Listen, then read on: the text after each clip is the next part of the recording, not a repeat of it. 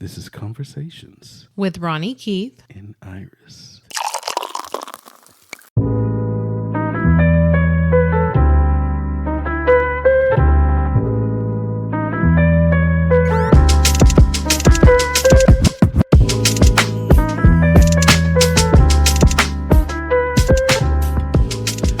right. Thank you guys for joining us here for Conversations with Ronnie Keith and Iris. We're back again this week. We really appreciate you guys so much for listening to us, downloading us, supporting us. Absolutely. Downloading, listening, and sharing your fan mail, the love and support. Really appreciate it, guys. Yes, absolutely. Really want to take the time out to let you guys know that we hear you in the fan mail, and we will continue on with our journey on the episodes when it's Iris and I talking about our adventures. So, of course, we will continue to do the restaurant thing review and all that other stuff. Our vacation. Yes. So, really, we'll keep you guys up to speed and up to date on those things.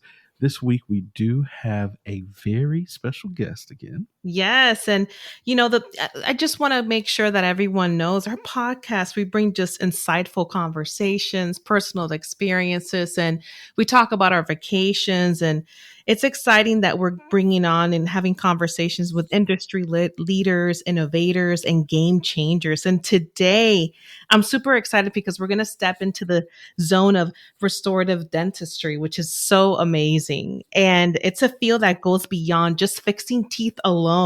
So it's about precision and just transforming people's lives. I'm very excited for what we have in store today. Absolutely. And the special guest that we have today, he's been practicing dentistry for more than 40 years.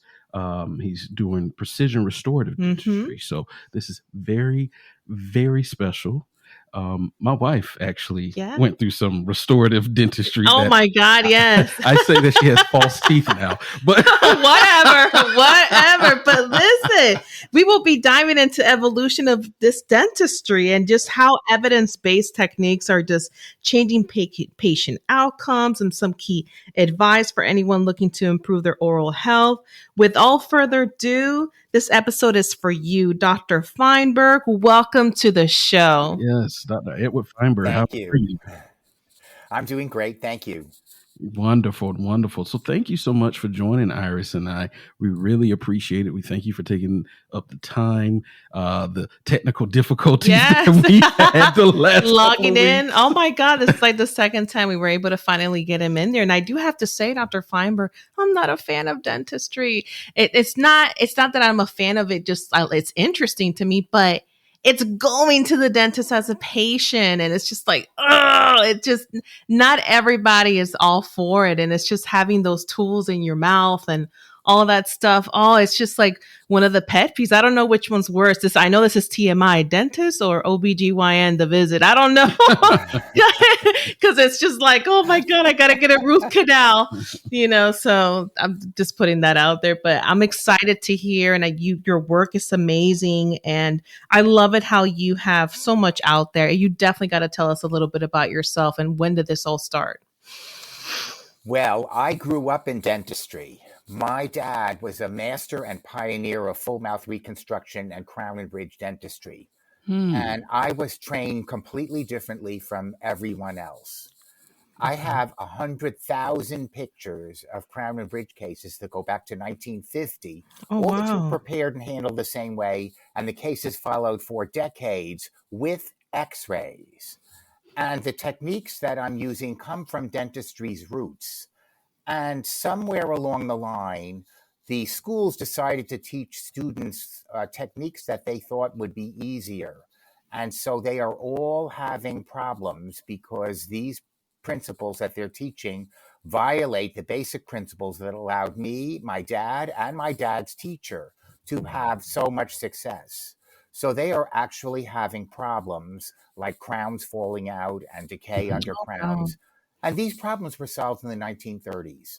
When I see this, it really pains me because you like to think that the profession is advancing. And in many ways, there have been very many advancements. But I really believe that if we're really going to advance, anything new that comes down the pike must be compared to the standard that came before. Otherwise, we are not advancing. And in Correct. my area of dentistry, that is not being done. So any advancements that are happening also violate the basic principles that allowed my dad and I and my dad's teacher to have so much success. Mm-hmm. Wow. So let's talk about those techniques. What are some of the techniques that you learned from your father and your father learned from his teacher that you guys applied and studied over these years? And what are the techniques that they have gotten away from now? Well, there are a lot of misconceptions that are being taught that I don't share because I was trained completely differently. So I was trained along the roots of dentistry. And if you know some people who had gold restorations from many, many years ago, a lot of those lasted in the mouth for 50 years. And there were Yes. very definite They basic used, principles that yeah, they do. enabled them to hold up. And so that is what I teach on my teaching website. And unfortunately, the problems they are having really violate the basic principles of what I'm teaching. And so I have a completely different approach. I have options for patient treatments that they don't know anything about and can't do because they are stuck in this paradigm. And so many of them are closed-minded that they can't open their minds to grasp a different perspective that would open a whole new world for them. And that is the other thing that really pains me, is that I see a lot of people are not interested in crown and bridge. They would rather extract the teeth and place implants. And we started to do implants in our office in the early 80s. I've seen everything with implants. I know they are not lifetime. I know they are not panaceas. If you could save your own teeth, you would be 100 times better off. You can always do implants. So I believe that, except in certain circumstances, implants should be a last resort rather than a first resort. And now I see a lot of dentists extracting teeth that I could easily save, and in order to place implants. And I think that's wrong. And there's also a mindset of doing things in a piecemeal way rather than looking at things from an overall approach. And what I mean by that is a piecemeal approach considers filling a hole or a space, whereas an overall approach looks at the whole mouth and what can I do to prevent future problems? What can I do so that the patient doesn't have any more periodontal bone loss and that's the end of it? What can I do to prevent them from having problems with decay? And that's how I look at patients. Right. And that's how you should. And you said that there has been a shift. When did you start noticing the shift in your field of expertise as far as dentists not doing more of a restorative effort for a person's teeth rather than, now doing more of extractions? When did you, what time frame did you start seeing that shift in that? Well, I was in a different era. Part of it is the young people and their attitudes, and some of it is not their fault because a lot of them get out of dental school with debts of $500,000 or more. And when you're supposed to be concentrating on building your knowledge and skills, they're forced to think about how they're going to pay these loans back, which is very, very unfair. I did not have that. So when I got out of school, the only thing on my mind was being the best I could be and trying to become better and learning everything I could learn. Yep. That is what my colleagues who were on my residency program and I, anything they told us that we could do for continuing education, we would do because we knew nothing.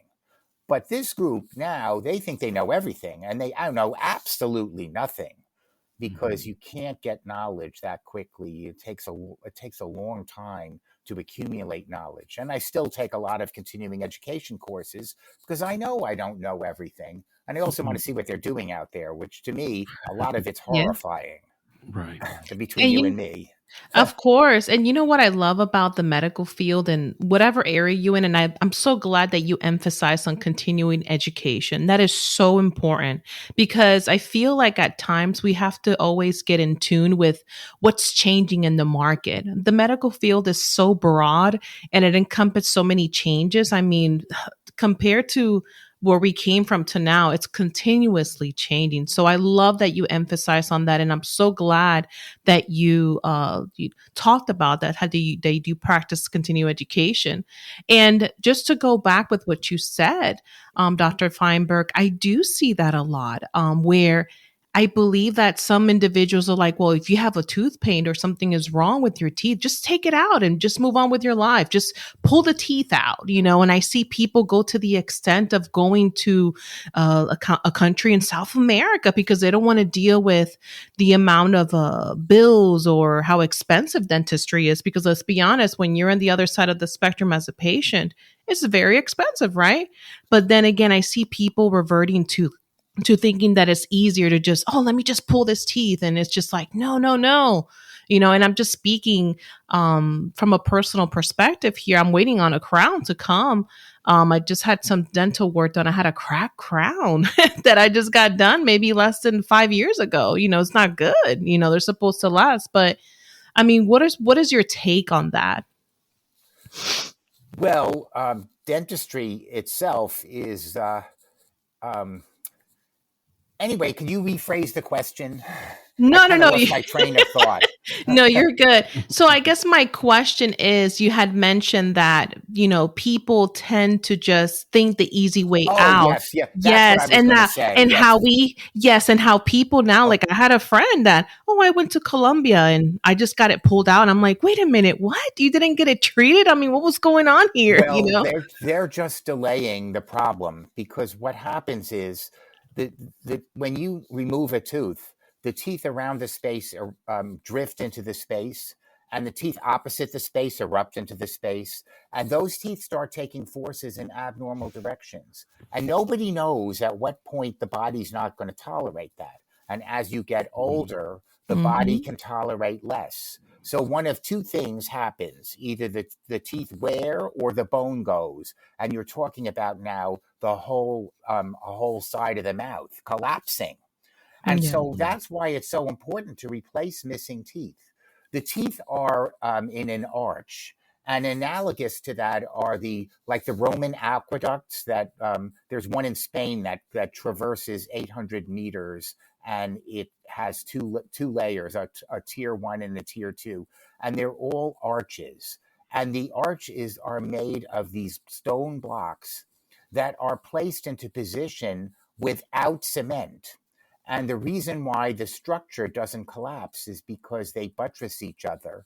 And so the arch holds its shape. And the same thing happens in the mouth. And that's why it's important to have teeth in proper alignment and not have one missing that can cause the entire arch to collapse. So that delays the problem. And then you have real problems down the road as a result of that. Oh, wow. Wonderful. That's good to hear. That's good to know. And, you really stuck something there with me with the comment you made earlier when you were talking, when I asked you a couple of questions there about how, you would see, for me, I grew up and I would see my great grandmother or my grandmother with, kind of not even a gold, it wouldn't be a full gold tooth, but it'd be like an outline of it. I guess that's what you call. And it stayed in their mouth for years and until they passed away. Yeah. And you don't see that now. Because really it's just really going through where, like you said, it's time to yank it out of there. And so many people now, they're getting these veneers, and a lot of times they're bigger than their mouth. It doesn't fit properly. Let me talk a little bit about that because you are absolutely right, and you hit the nail on the head. So there's a place for veneers, in a young person primarily, because the nerves are very large in a young person. And if you go to do crown and bridge work, you're more likely to get involved with the nerve, and they might have to have root canal therapy. They're more likely than an older person because as you get older, the nerves shrink. So veneers are appropriate for young people because, as you mentioned, you can't help but make the teeth bigger than they were before, because the veneers only bond well to the enamel layer, and you can't take enough off that what you're putting back isn't bigger. A young person is going to be able to tolerate that. An older person will probably not tolerate that, because you're overloading the foundation, especially if they already have some periodontal bone loss. That's going to make it worse. So those people should have crowns, because with crowns, you have complete control of the shape and size. You can make it ideal shape and size. You can bring the forces up close to the supporting structure, which is the bone. You can tie them together so they help each other out, so each tooth doesn't have to carry the load all by itself. And the whole point is to avoid having further problems with periodontal bone loss. And a big part of it is basic engineering, with forces being applied to the foundation. And in the mouth, the foundation is the underlying bone and the roots. That is the foundation. It's the same as if you were going to build a house. When they put the foundation in the ground, it has to be able to support the house. That's right. That's right. And so what determines whether or not somebody has a good mouth is not what you see in the mouth, but what's below, what the bone and the roots are. So if the patient has good bone and good roots, anything you do is a good investment, because you have a good foundation. But if somebody has a lousy foundation, then that might not be such a good investment. And then you have to think of some alternatives that might have a better chance of working. Right. So let me ask you, with the periodontal bone loss, right?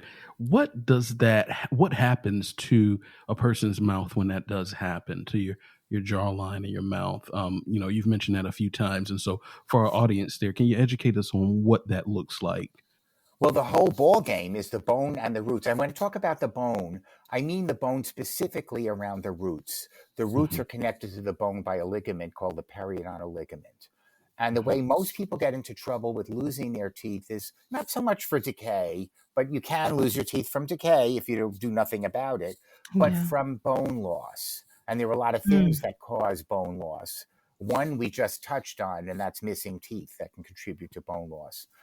Some people are genetically predisposed. That's in the minority, though. That is a very small minority. And then the single biggest thing that contributes to bone loss is letting tartar and plaque and calculus build up, because that can cause the gums to become inflamed, and that can spread to the underlying bone.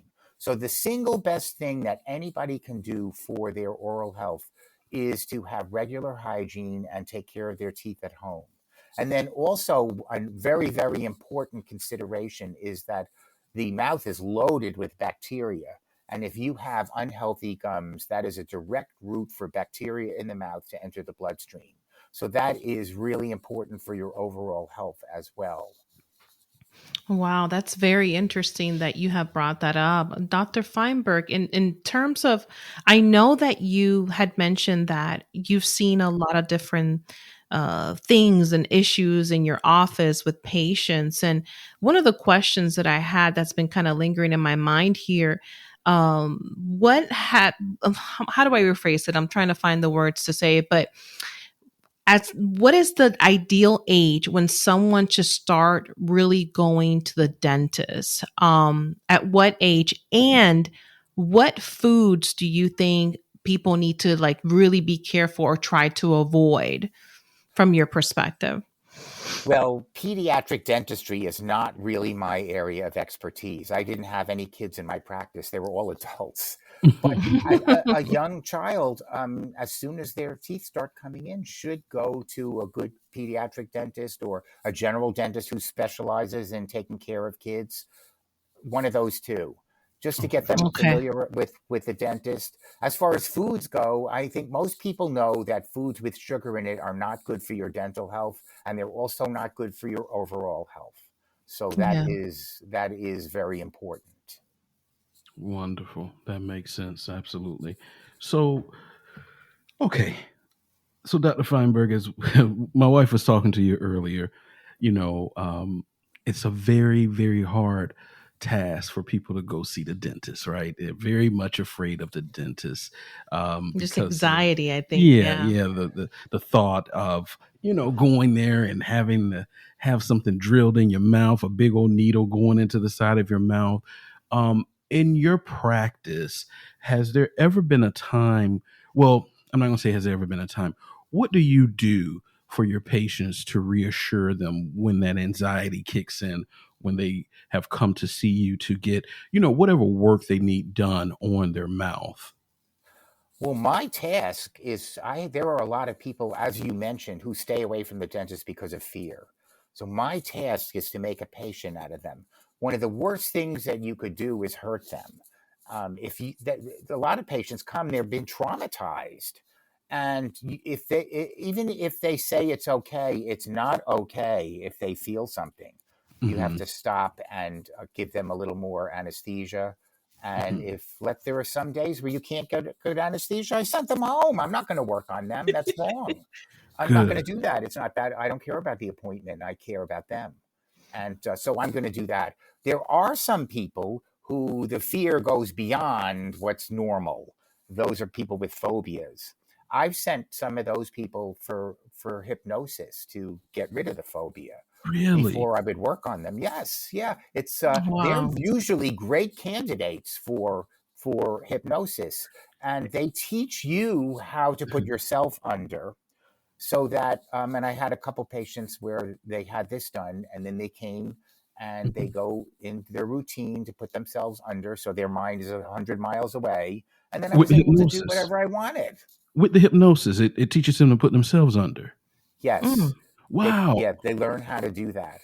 And that's all hypnosis really is self-hypnosis. It's suggestion. And the mind is very powerful. And in fact, I think, a lot of the Asian peoples can put themselves under and not have any anesthesia, which I would feel very uncomfortable working on somebody without anesthesia.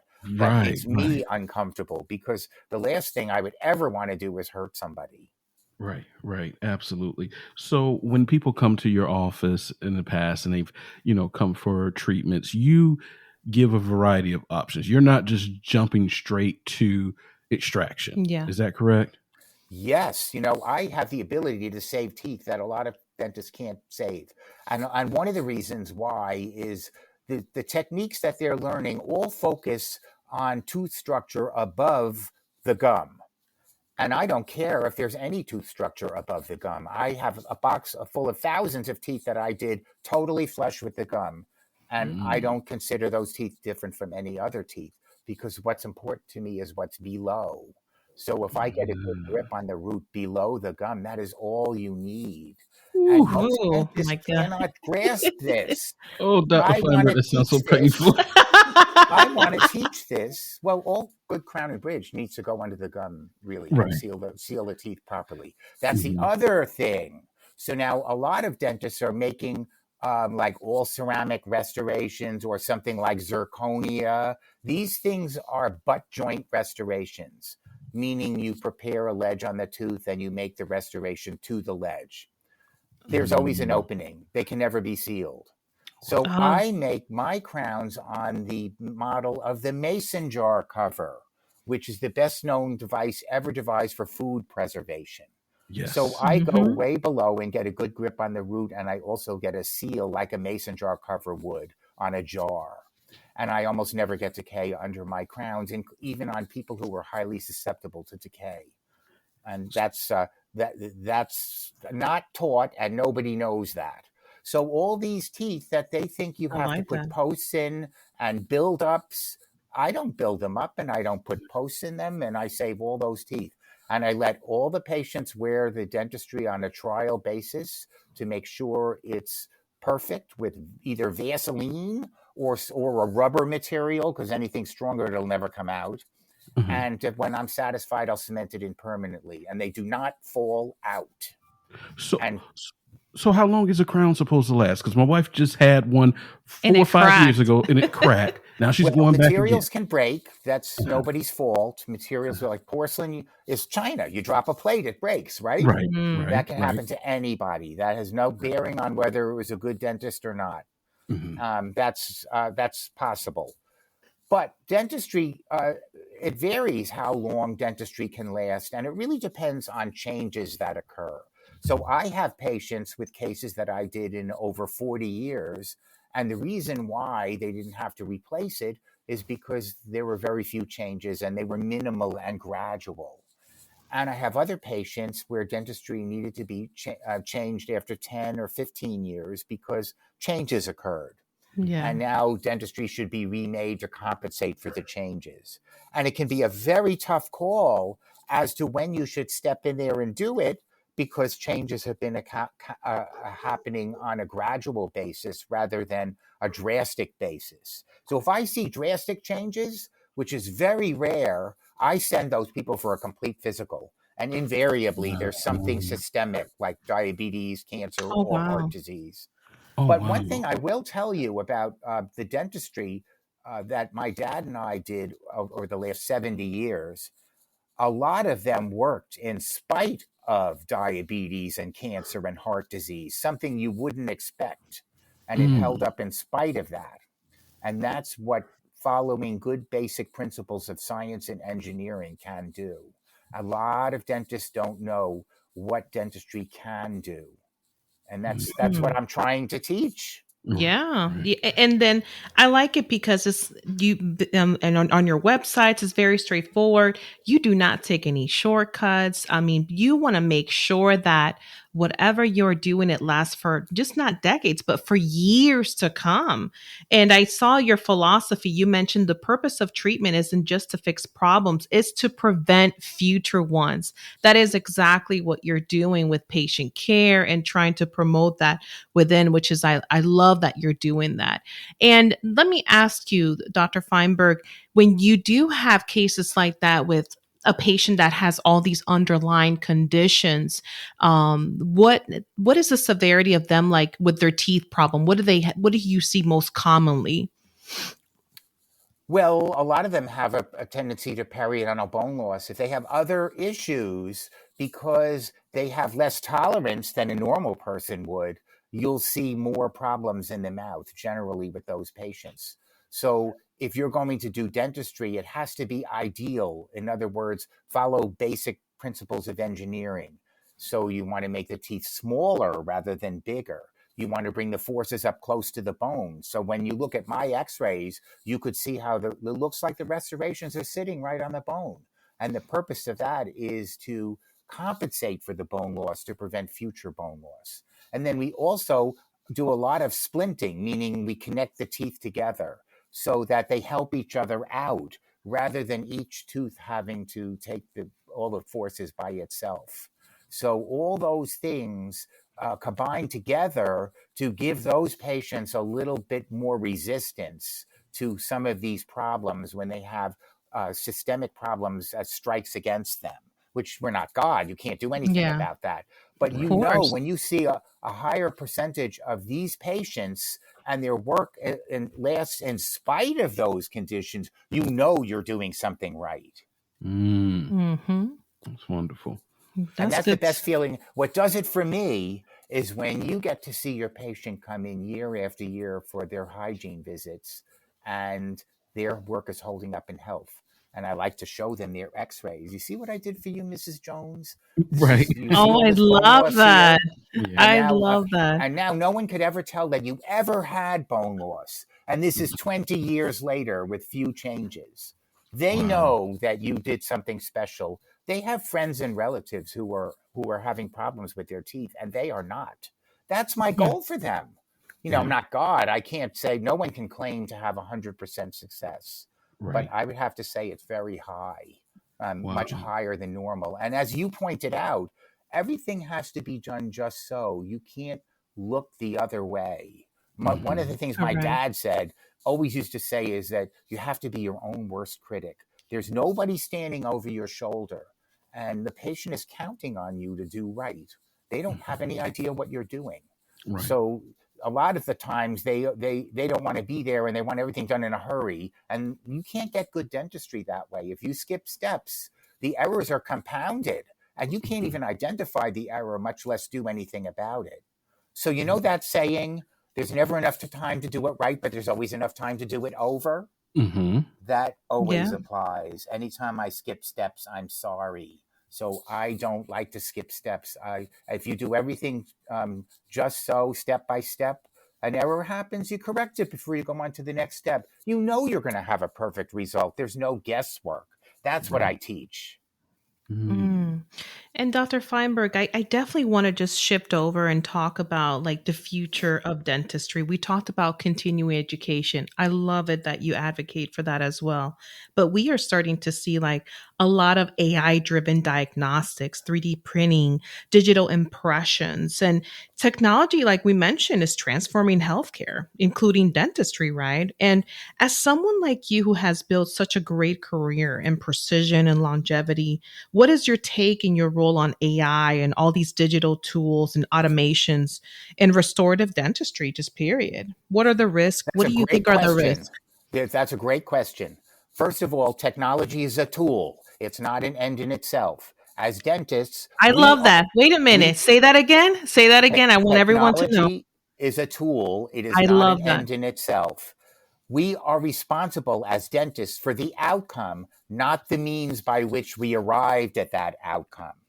And so a lot of people get that mixed up, and they think that in order to be a good dentist, you need to have all this technology. Nothing could be further from the truth. Technology that follows basic principles that I believe in is good technology. And there's some good technology, but there's a lot that's bad. So earlier, I talked about the butt joint restorations. Yeah. Well, now they have technology that mills out of a block of ceramic a crown. Those are no different than the old high fusing porcelain crowns that were baked in an oven in the 1960s. And the younger practitioners have no idea where dentistry came from. So they're easy prey for this technology. And they have the same problems. It's no different. It's the exact same thing, except it was milled by a machine that came out of a computer. And I also, I did a lot of my own laboratory work, and I had very close relationships with technicians. And I see them making the exact same errors that they did with analog, that in digital. It's the exact same problems and the exact same errors, and a lack of understanding about what you're doing and what you're trying to accomplish. So I really believe that if you're going to be good with digital techniques, you really have to have a solid basis in analog techniques. So now I'm also, to continue answering your question, Yeah. I'm chairman of prosthodontics for the Dental AI Association. And the reason why I'm involved with the Dental AI Association is because I can see the direction of AI, and if we don't control it, then it's going to be terrible. Yeah. It's going to get crazy. Left to its own devices, and it's going to peruse the internet, it's going to come up with the wrong answers. Mm-hmm. And there's some really good AI things. One good thing is imaging, for example. So there's a company where they have AI that helps doctors interpret X-rays, because the computer can see the film in a different way. Each pixel represents the density of the object. And the human eye, it can be very subjective as to whether there's pathology there or not. But the computer can see this, and they also has the ability to compare that film with thousands of other films to come up with a better answer. So that's a good use of AI that exists now. I would have to agree with you for sure on that one. So now medicine, for example, has some interesting things with AI that concerns me about that same application for dentistry. So, for example, last year, Time magazine came out with a whole issue devoted to AI. Hey, Dr. Feinberg, I think we lost you there. Okay, sorry about that, guys. We had some technical difficulties, but we are back. Dr. Feinberg, we could jump right back into the conversation about AI. Sorry about that. Yes, I was saying earlier that if AI is going to be used as a good tool for dentistry, specifically helping dentists choose treatment options with a diagnosis, the AI is going to have to be programmed in order to let that dentist know what treatment options are available, because so many have no idea that these options exist. And that's also going to have to point dentists in the direction where they can get the education they need to do those treatment options.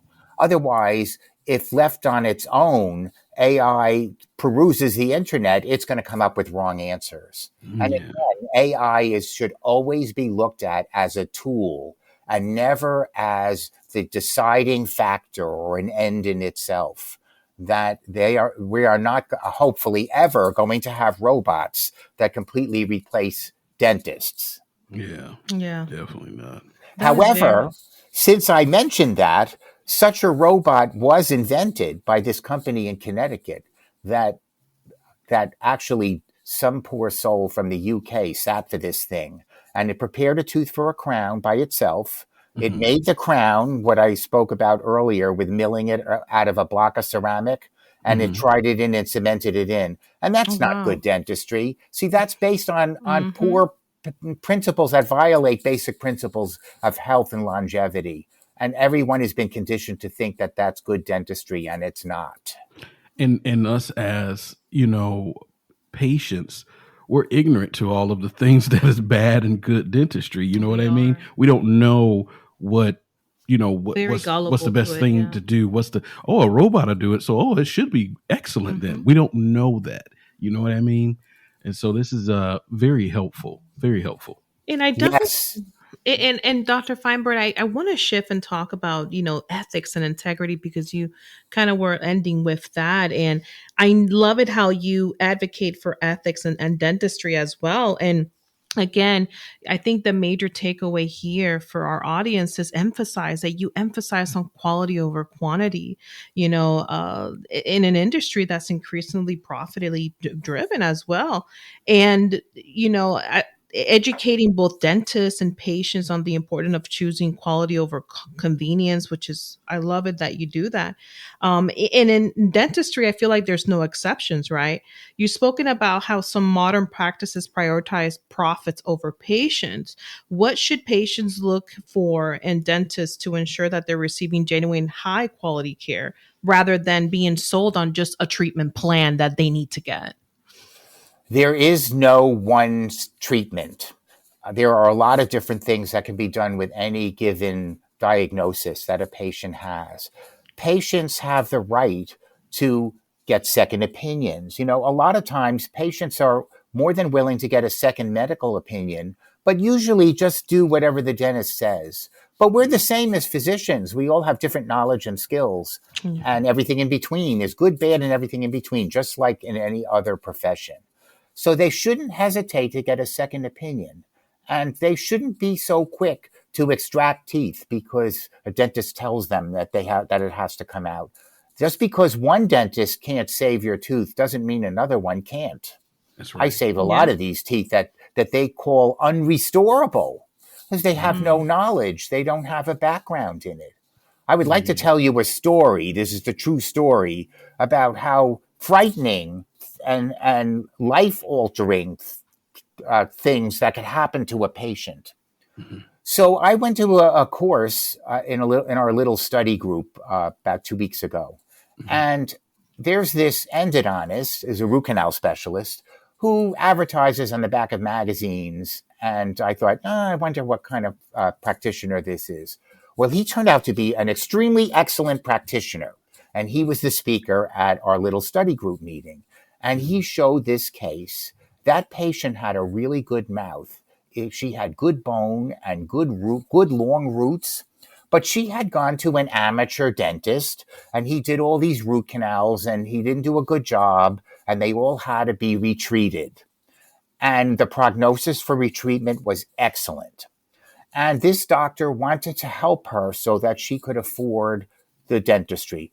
I would have helped her to afford the crown and bridge. I can do things for patients on a temporary level to keep them going until they're ready to do the restorations. I have the ability to do that so that I don't push people into doing anything, and I'm able to save their teeth for them. I want those teeth there so that when they're ready to do the work, they can do it. And a lot of those people are being turned away. So anyway, she decided to get a second opinion. And some super salesman talked her into having all her teeth out and doing what they call an all-on-4 case, Oh which my is gosh. where they put 4 implants in, and they screw in this big superstructure into the 4 implants. A lot of times those implants are overloaded because you can't do that. The implants are not designed to carry that kind of load. This does not have a long track record like Crown and Bridge does. And if one of those implants goes, that patient is screwed. If I made bridgework and one of the teeth went, all I'd have to do is extract the root and nothing had to be done over. It wouldn't be the end of the world. Let's say I'm one of those root canal treated teeth. So if that case goes, then she's really screwed, because if when they go to put this all-on-4 case, they flatten the ridges, and she wouldn't even be able to wear a denture, and she might not even be a candidate for more implants. That patient was 23 years old. Oh no. Yeah, So these are true young. stories that happen to people. She probably thought all of her problems were going to be solved in one visit and she would never have to worry again. Yeah. And that is so not true. I've seen everything with implants. I've had the patients where the implants only lasted 20 years and that was it. They are not lifetime. There is nothing that's lifetime. And that should be a major consideration in choosing what the best treatment is for a particular patient. You know, if that patient was 70 years old, that might be different. But for a patient who's 23, what is the likelihood that she's going to have that case for the rest of her life? Not good. Right. Highly unlikely. Oh my God, and so young too. Jeez. Yeah, these are true stories. This concerns me. Yeah. Because, you know, while you can't call this malpractice, it really affects my moral compass. I wouldn't want this done to me, and I wouldn't do it to somebody else. That's my yardstick. If I had what the patient has, would I want that done to me? Right. Right. And you would think everyone else follows those same principles. Well, there is, as I mentioned, there's good, bad, and everything in between. There's some people who don't know any better, who think that they have all the answers, but don't. There's those people. There's people who don't know that they don't know. And then there's people who know better and they need to make money. So that's what the overall main concern is. But I can't do that. I'm there to help people. And the patients always have choices. I never push them into anything. One choice is to do nothing. They have that choice. Yeah. And you have to respect that. My job, doctor means teacher. My job there is to educate them. I want them to know what's good, what's bad, what can be done, what I recommend, and then they can do whatever they want. Wow. Thank you for that, Dr. Feinberg. Really, really appreciate hearing someone putting the patient first. Yeah. And so that's wonderful to hear and know.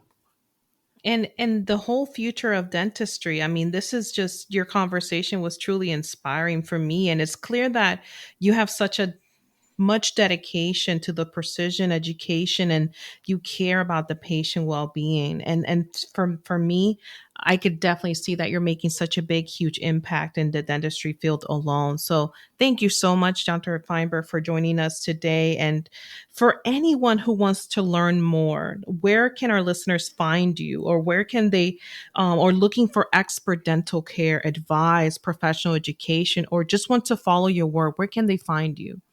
Well, I have a teaching website. It's www.theonwardprogram.com, ONWARD program, theonwardprogram.com.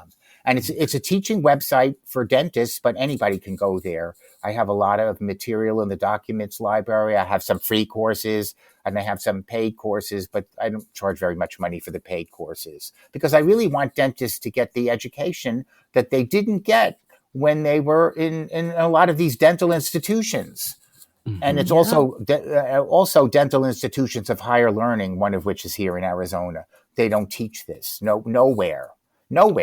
And I also have 2 books. I have one is a textbook. That was my first book on a very niche subject in restorative dentistry. And the other is a book of essays on different issues in dentistry called Open Wide. And both are available on Amazon. All right. Oh, thank you so much for that. Wonderful, wonderful.